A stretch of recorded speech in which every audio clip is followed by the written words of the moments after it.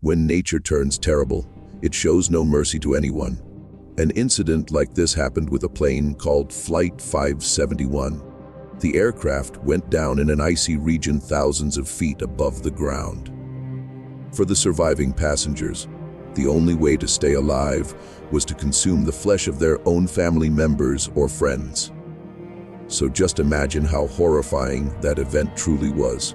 They battled for survival for 72 days atop the Andes Mountains, where the only source of food was their own bodies. You could call this Flight 571 incident either the greatest miracle in the world or the most horrifying episode in human history. I am absolutely certain that this story will deeply shake your soul. This dreadful incident began on October 12, 1972. A charter flight took off from Uruguay in South America, heading to Santiago, the capital of Chile. On board was a group of rugby players, along with some of their relatives or friends. In total, there were 45 people on the plane, including 3 crew members. The flight was supposed to take 3 hours to reach its destination, and they needed to cross the Andes Mountains.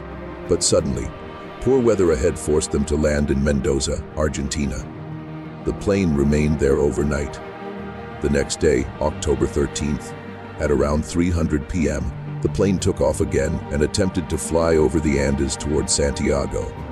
However, due to fog and bad weather while crossing the mountains, the pilots lost track of their exact location.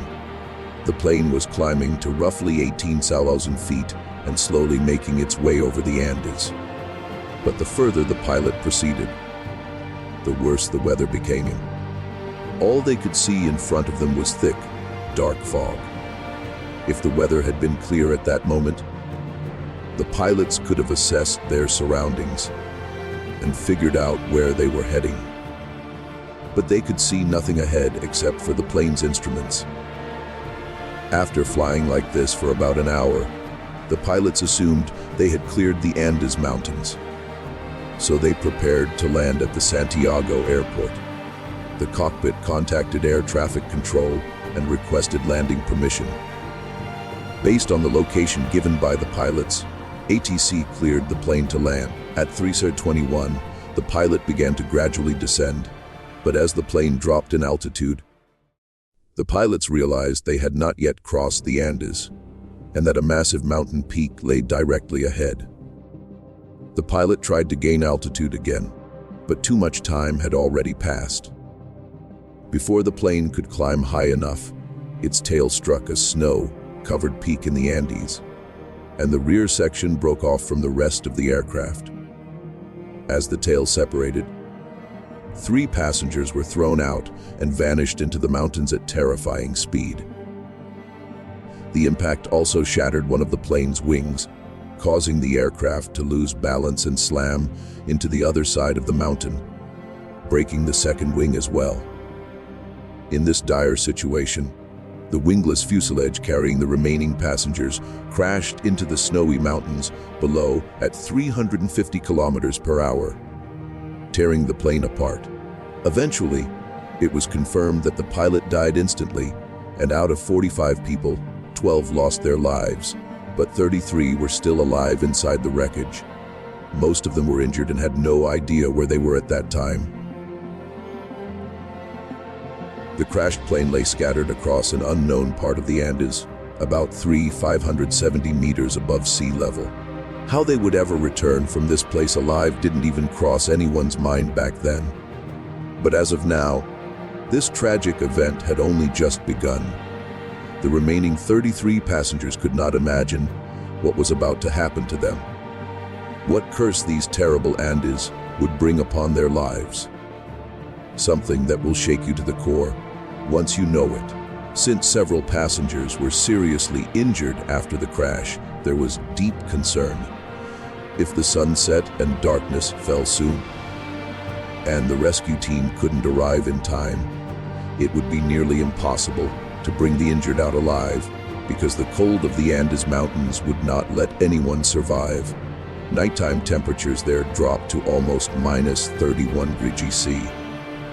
A few hours after the accident, When the Uruguayan and Chilean governments learned of the crash, they jointly launched a 4-helicopter rescue mission and searched for the wreckage. But they could not find the plane or the debris, as the entire area was blanketed in white snow and thick fog. Since the plane was also white, the searchers couldn't spot it from above. As night fell, the surviving passengers began to wonder whether the rescue team might not come that day, or perhaps they would come tomorrow. Either way, they had to get through the night. The passengers took shelter inside the plane wreckage and waited for morning. But that night was horrific for them. 5 out of the 33 passengers could not endure that brutal night. The remaining 28 survived until morning. The next day, October 14th, the rescue mission resumed, and 11 helicopters began searching for them again. But the same problem occurred. The white color of the plane blended into the white snow, making it impossible to find. Even though the rescuers were flying directly above the passengers, they couldn't see what or who was below. So the passengers came up with a plan to attract the rescuers' attention. They tried to write an SOS on the plane using lipstick, but that plan failed due to a lack of lipstick. Instead, they arranged suitcases into the shape of a cross on the ice, hoping the helicopter team would spot them. That day, 3 helicopters flew overhead, but unfortunately, they couldn't identify either the cross or the survivors. That day passed. The next day, October 15th, the search teams resumed the operation, but the same result occurred. They failed again and turned back. In this situation, the passengers understood very well that they were facing a terrible ordeal. No one knew when they would be rescued, so they kept trying to survive in whatever ways they could, such as melting ice to produce drinking water. But due to a lack of sufficient food, hunger, and the remote environment, their existence became unbearable. They had already spent 8 days on this mountain. Search teams came and left, just like all the previous failures. And during those 8 days, one more member of their group passed away. After 10 days of unsuccessful military search, government authorities announced that there might be no survivors from this accident. The search was halted because the Andes Mountains began to experience a terrible snowstorm in October. The government decided that they would look for bodies after 2 months, and if found, they would be returned to their families. The surviving passengers heard this news through a radio they found in the pilot's cabin. They could not accept the news of their own supposed death and the government's abandonment, which plunged them even deeper into despair. But no matter the situation, no living creature gives up on life so easily. They would fight until their last breath. To protect themselves from the cold, the passengers made blankets and snowshoes from the plane seats. Yet the biggest problem remained food. They knew that if they didn't take action quickly, their chances of survival would become very slim. Because to endure such a harsh environment, the body desperately needs strength. So finally, they made a decision unlike any other in human history. You will shudder when you hear it. They began to eat the flesh of their dead friends or family members. They were terrified of this above all else. But they were forced into that decision. Whoever died first, the others would have to consume their flesh under extremely difficult circumstances, causing them immense physical and mental anguish. Yet they had no other choice if they wanted to survive. And so, the difficult days passed one after another through both good and bad. But 16 days after the incident, on October 29th, another terrible day arrived. On that day, a snowstorm descended from the mountain, burying both the survivors and their shelter under the snow. In this disaster, 8 more passengers lost their lives, leaving 19 survivors, all of whom managed to dig themselves out of the snow.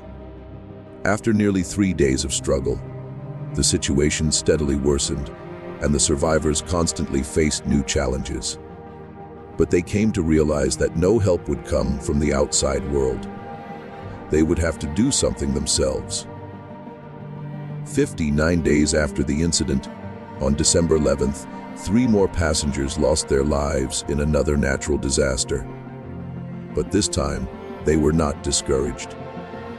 Death had become a regular occurrence for them. They were no longer afraid of this unforgiving mountain. In a state where fear had vanished, 3 men, Canessa, Paredo, and Byzantine, set out across thick ice without any equipment, aiming to reach a point where they could alert rescuers and save the remaining passengers. On December 12th, they began crossing the vast, snow-covered wilderness. Byzantine was their first companion, but he was forced to turn back due to a lack of food. Paredo and Canessa spent more than 10 days trying to find help by traversing treacherous mountain passes. After several days, they discovered a river, which they followed for a few more days. On December 20th, 1972, they finally encountered a Chilean shepherd who understood their dire situation. He had already heard about the accident. That shepherd, named Sergio Catalan, quickly notified the rescue team, and on the evening of December 20th, a helicopter was dispatched to save them. However, the rescue operation was too difficult to carry out at night, so a full rescue was not possible that evening. The next morning, December 21st, another helicopter was sent, and the survivors were finally rescued 72 days after the crash. Those 16 passengers, many of whom were physically extremely weak, managed to survive this horrific ordeal. This incident stands as a shining example of human willpower and an indomitable fight for survival.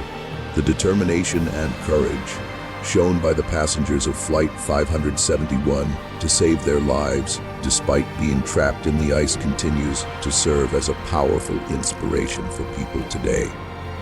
You can share your thoughts about this video in our comment box, and if you liked the video, please write a like. See you in the next new episode.